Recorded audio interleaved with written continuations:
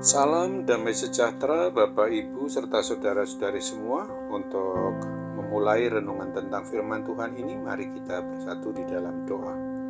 Tuhan Allah Bapa di sorga yang melampaui segala akal, hati, dan pikiran kami umat manusia, berfirmanlah kepada kami sebab kami bersedia untuk mendengar, dan atas pertolongan Roh Kudus mampukanlah kami agar boleh melaksanakan firman-Mu itu dalam hidup kami sehari-hari.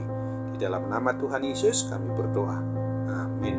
Sebagai nas renungan firman Tuhan hari ini diambil dari Roma 6 ayat 19 yang berbunyi, Aku mengatakan hal ini secara manusia karena kelemahan kamu, sebab sama seperti kamu telah menyerahkan anggota-anggota tubuhmu menjadi hamba kecemaran dan kedurhakaan yang membawa kamu kepada kedurhakaan, demikian hal kamu sekarang harus menyerahkan anggota-anggota tubuhmu menjadi hamba kebenaran yang membawa kamu kepada pengudusan.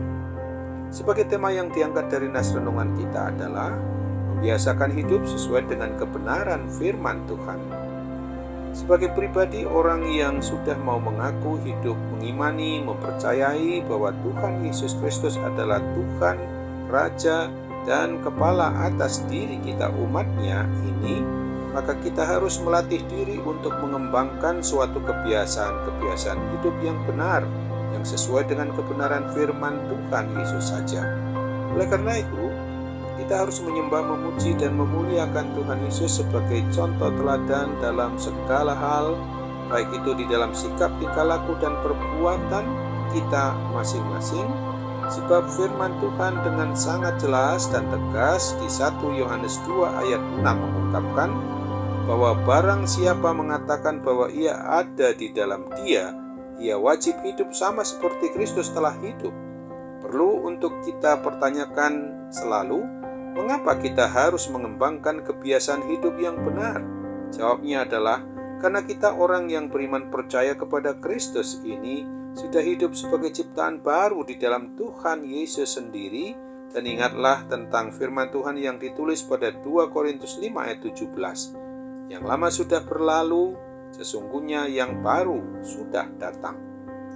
Membiasakan hidup sesuai dengan kebenaran firman Tuhan Yesus berarti kita meninggalkan kebiasaan hidup manusia lama yang melatih diri membentuk kebiasaan hidup yang baru. Ini harus dilakukan dengan kerelaan hati dan tanpa ada paksaan dari pihak lain manapun juga. Mengembangkan kebiasaan hidup yang baru yang sesuai dengan firman Tuhan berarti tidak lagi menyerahkan tubuh ini untuk dipakai sebagai senjata kelaliman, tetapi serahkanlah dirimu kepada Allah sebagai orang-orang yang dahulu mati, tetapi yang sekarang hidup. Dan serahkanlah anggota-anggota tubuhmu kepada Allah untuk menjadi senjata-senjata kebenaran. Roma 6 ayat 13. Apa yang menjadi kebiasaan kita sesungguhnya yang harus kita lakukan? Mari kita hindarkan hal yang lebih suka melakukan aktivitas yang lain daripada membaca Alkitab. Membaca Alkitab, mendengarkannya, merenungkannya, mengikuti ibadah sebagaimana layaknya yang harus kita ikuti. Kita sungguh-sungguh harus berdoa hanya saat yang memang sungguh-sungguh perlu, kapan dan dimanapun juga, di setiap saatnya, di setiap waktunya. Tradisi atau kebiasaan artinya adalah lazim, umum, seperti sedia kala, sudah menjadi adat, sudah menjadi tradisi, sudah sering kali kecenderungan untuk melakukan aktivitas tertentu secara terus-menerus atau berulang-ulang, latihan atau praktek yang dilakukan secara konsisten dan berkesinambungan, hasil dari tindakan yang dilakukan secara berulang-ulang. Tradisi atau kebiasaan itulah yang akhirnya akan membentuk karakter kita. Karena kita adalah ciptaan baru, maka kita harus mengenakan manusia baru yang terus-menerus diperbaharui untuk memperoleh pengetahuan yang benar menurut gambar haliknya. Kolose 3 ayat 10. Amin. Mari kita kembali bersatu dalam doa. Terima kasih Tuhan atas segala apa yang memang boleh mengingatkan kami di renungan firman Tuhan hari ini, supaya kami dapat membiasakan hidup yang sesuai dengan kebenaran firman-Mu saja. Saat ini tentu kami berhadapan dengan hal-hal yang tentu saja tidak bisa menyenangkan hati Tuhan. Untuk itu kami mohon di waktu-waktu, di saat-saat kemudian kami tetap berharap bahwa atas tuntunan Roh Kudus memampukan kami agar kami boleh menjalankan hidup yang Tuhan beri ini tentu sesuai dengan Dikau Allah pencipta, pemelihara, dan sang pemilik atas diri kami. Itulah yang seharusnya menjadi kerinduan hati kami, Bapa. Kuat kuasa Roh Kudus pasti boleh membuat kami, merubah kami dari cara hidup yang lama untuk berada pada cara hidup yang baru di dalam kuat kuasa pertolongan Roh Kudus itu sendiri.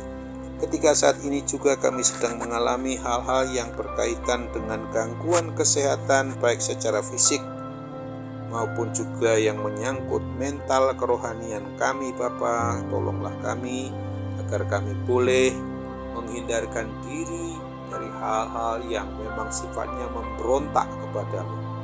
Tolong kami agar kami bisa menjadi pelaku-pelaku dari firman Tuhan yang boleh kami renungkan, yang boleh kami baca, yang boleh kami ikuti di dalam menelaah firman-Mu itu, di dalam setiap aktivitas pelayanan yang ada hubungannya dengan memberitakan nama Tuhan Yesus Kristus di setiap aspeknya. Kiranya kami mohon boleh melaksanakannya dengan tulus ikhlas tanpa pamrih untuk sungguh-sungguh dengan tujuan memuji, membesarkan, memuliakan nama-Mu yang maha mulia, maha agung itu.